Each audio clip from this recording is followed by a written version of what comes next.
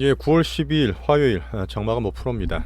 오늘 장을 마지막까지 좀 밀면서 되게 변동성 키우면서 끝나고 있어요. 자, 오늘 제가 또 시장 대응을 좀 한 게 있는데 말씀을 좀 드려보겠습니다.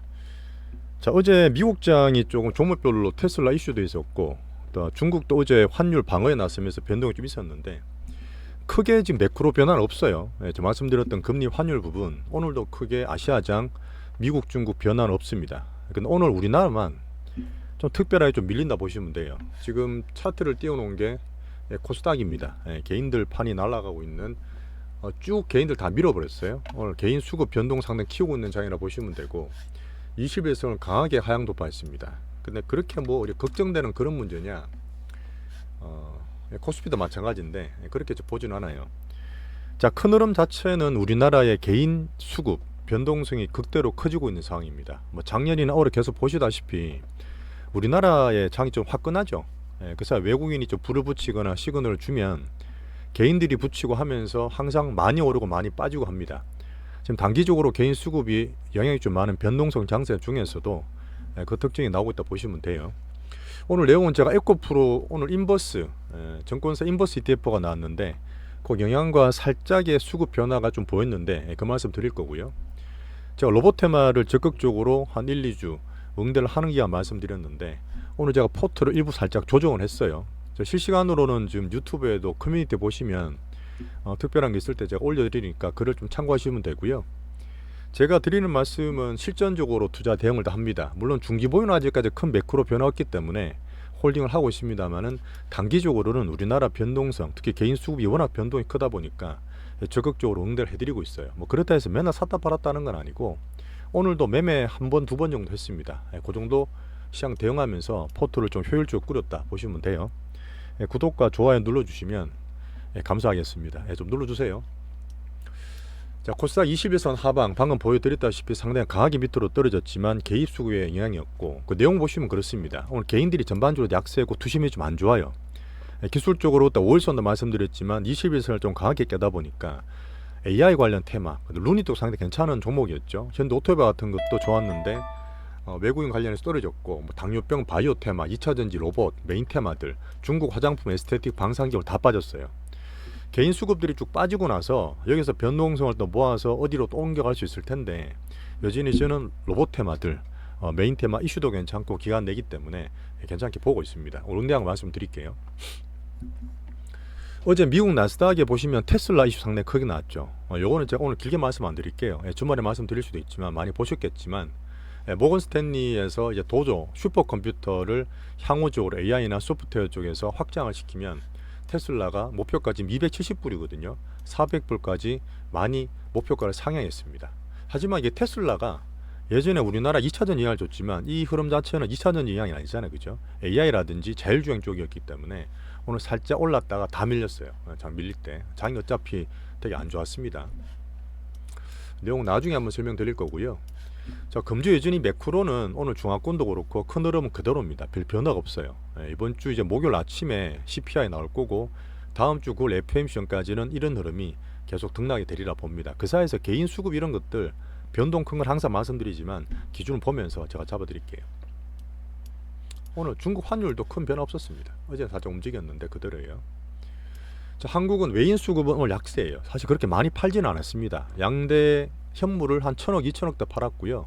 만기일이 목요일인데 선물도 2, 3전 계약 정도 팔았습니다. 이 정도까지 하면 만기일까지 밀고 나올 것 같아요. 그리고 오늘 개인들이 좋아하는 테마들은 전반적으로 다 약세있습니다. 자, 로봇 먼저 또 말씀을 드릴게요. 계속 제가 레인보우를 좋게 말씀드렸고 집중을 했는데 레인보우가 보시면 뭐 기술적으로도 보시면 좀 약세예요. 이게 어떤 느낌이냐면 레인보우가 사실 로봇 테마 여러 가지 중에서 삼성과 붙었잖아요. 그러다 보니까 사실 개인들이 잘 사기 좋고 시총도 제일 크고 좋았고 물론 큰 흐름상 두산 이슈가 이번 주 기간 수요 특정 다음 주에 개인들의 취향이기 때문에 괜찮은 흐름인데 어제 한번 단기로 밀렸잖아요. 그리고 오늘 장도 또 밀리고 하다 보니까 오일선이 깨졌습니다. 그래서 제가 이 정도 근처에서 좀 비중을 줄였어요. 사실 이 종목이 정말 크고 시총도 크고 좋습니다만은 예전에 제가 유진로봇 한번 중간중간 말씀드린 적이 있습니다. 유진로봇이 사실은 내용은 LG U+랑 붙었어요. 사실 삼성이랑 LG랑 비교는 안 되지만 어쨌든 제가 보는 테마주는 수급의 어떤 탄력이나 어떤 그 흐름을 봅니다. 깔끔해요. 유진이 사실 올라도 많이 올라가고 조정받을 때 그렇게 많이 안 받습니다. 물론 지금 장 밀리면서 살짝 오르선 깨지긴 했는데 제가 선을 꼬는 게 14,000원 언저릴 거예요. 이 정도로 지금 두 개를 수급의 탄력 보면서 제가 같이 가져가겠다 이렇게 좀 포트를 정했습니다.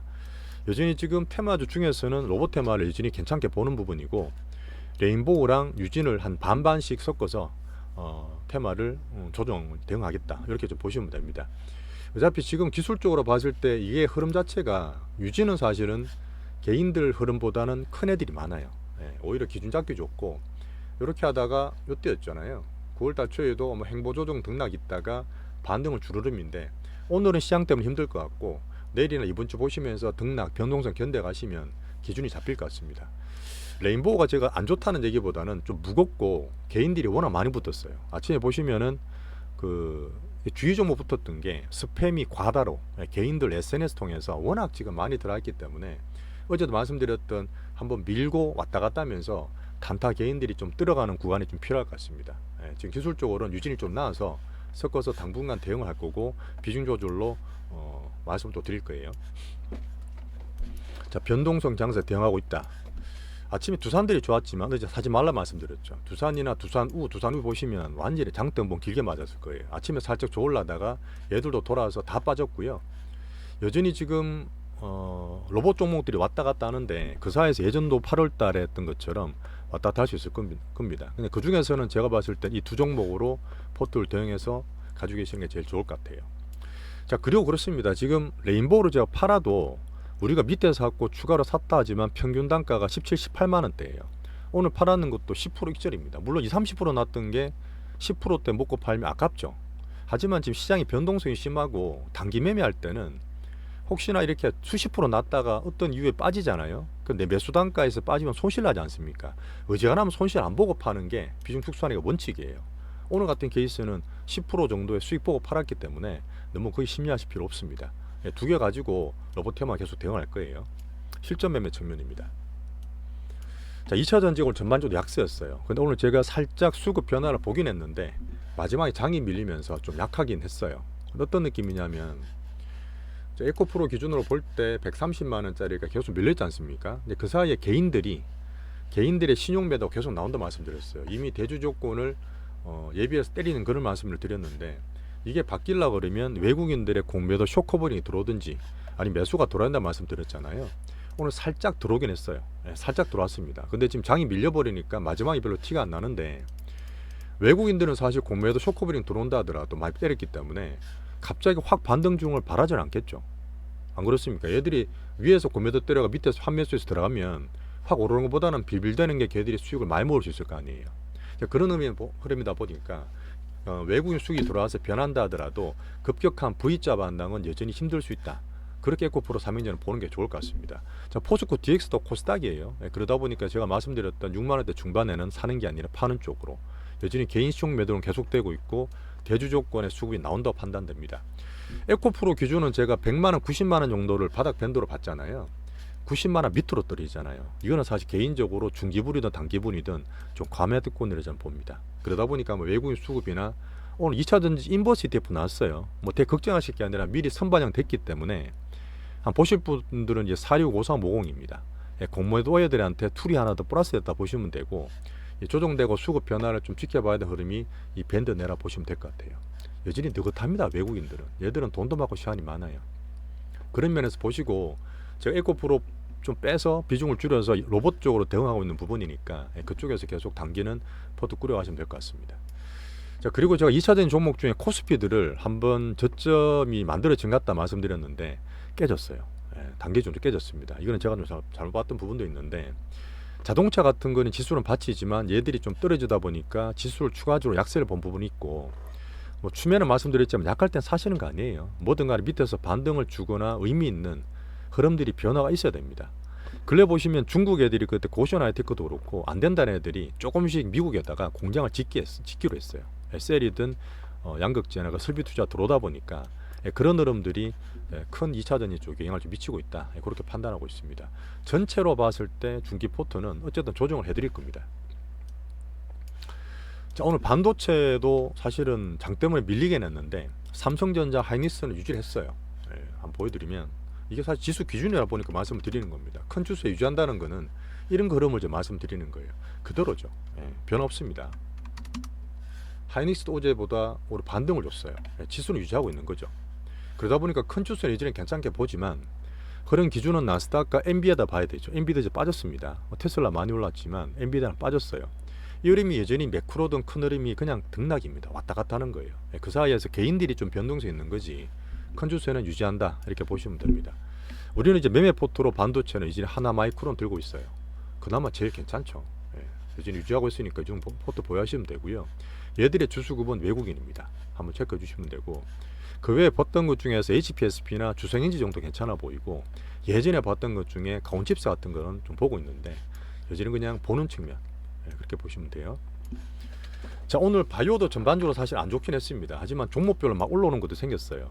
매매할 거는 별로 없지만 오늘 제가 매매한 것 중에 유한약이 좀 팔았습니다. 유한약은 제가 어제도 말씀드렸던 부분인데 장일 안 빌렸으면 버텼을 거예요. 아침에 제가 절반 정도를 81,500원, 82,000원 사이 절반 정도 단기로 팔았고요. 우리 매수가가 이제 72,000, 74,000원대였거든요. 팔아버리고 나머지는 밑에 단가이기 때문에 들고 가자 그랬는데 좀 밀렸죠. 선권은 지지선에 좀 왔다 갔다 하고 있는데 이것도 개인들의 시장 변동성 때문입니다. 중기부는 아직 좀 보유하셔도 돼요. 자, 그리고 이제 개별 테마 중에서 바이오 중에서 박셀바이오나 알테오전 같은 거로 좀 많이 올랐었어요. 그래서 제가 보는 건 뭐냐, 장이 안 좋을 때니까 2차전지나 반도체 쉴 때 어디 개별 테마를 하는지 보고 있잖아요. 여전히 두산 인프라나 두산 그 로보틱스에 대한 이슈가 살아있기 때문에 로봇 테마를 저는 보고 이번에 두 개로 나눠놓긴 했지만 혹시나 딴 데 쪽으로도 개인 수고 갈지 저는 보는 거예요. 그런 면에서 개별 테마를 몇 개 봤는데 또 아니에요. 애들도 다 밀렸습니다. 큰 수급 단기에는 여전히 변동성이 크고 여전히 장이 왔다 갔다 해도 로봇 테마 쪽에 여전히 저는 집중하고 있는 게 맞을 것 같습니다. AI나 자율주행 테마 이런 거 테슬라 때 올랐는데 하지 마세요. 캡바 작아요. 안 합니다 우리는. 자, 지수를 보는 기준으로 코스피에서는 자동차 아까 말씀드렸지만 오늘 크게 오르지 못해도 아침에 살짝 매수 들어왔었고 여전히 코스피 지수를 보는 측면에서 가격을 잡아주고 있다 이렇게 판단하시면 되고, 자 코스닥에서는 사실 오늘 다 밀렸다 말했잖아요. 하지만 큰 흐름 봤을 때 엔터가 코스닥의 주요 섹터인데 저점에서 들어와서 플러스 났을 겁니다. 이런 것도 지수를 큰 추세 볼 때는 그냥 좀 들어온다. 그때 말씀드렸던 JIP 기준 아시죠? 자, 오늘도 사실 전반적으로 개인 수급 때문에 밀리고 뭐 종목들이 약간 변동성이 크면 기준에 살짝 벗어나요. 하지만 그 변동성 제가 크게 봤을 때 괜찮다 보고 오늘 포트 조정해드린 부분이 있으니까 잘 좀 보여주시고, 마지막에 제가 안 좋게 말씀드린 것 중에 여전히 개인 수급은 계속 커집니다. 맥시멈 장세예요. 향후적으로도 그렇게 될 수 있고 어떤 시장 구심점이 생겨야지 그쪽으로 돈이 몰리거든요. 그런 흐름 나올 때까지는 여전히 왔다 갔다 할 수 있다. 큰 중기름은 관망하시고 단기는 오늘 제가 대응해드린 것처럼 조금 적극적으로 포트 조정을 해드린다. 못 따라오실 거 아니에요. 다 말씀드린 부분이기 때문에 실전 투자 측면에서 참고 좀 부탁드리겠습니다. 자, 마지막에 한 번 더 말씀을 드리는데 오늘 또 물어보는 분 계세요. 가끔 댓글도 달리고 그러는데 저는 시총 1,000억, 2,000억 이하는 잘 안 합니다. 특별한 것 빼고는. 이런 것들 소형주는 뭐 차트 흐름이 중요한 게 아니라 변동성이 너무 크고 장난이 많이 심해요. 그래서 저희 매매 대상에서 제외하기 때문에 참고해 주세요. 자, 오늘 장도 좀 밀리긴 했지만 변동성 감안해 주시고 고생하셨습니다. 매매하신다고. 내일 뵙겠습니다.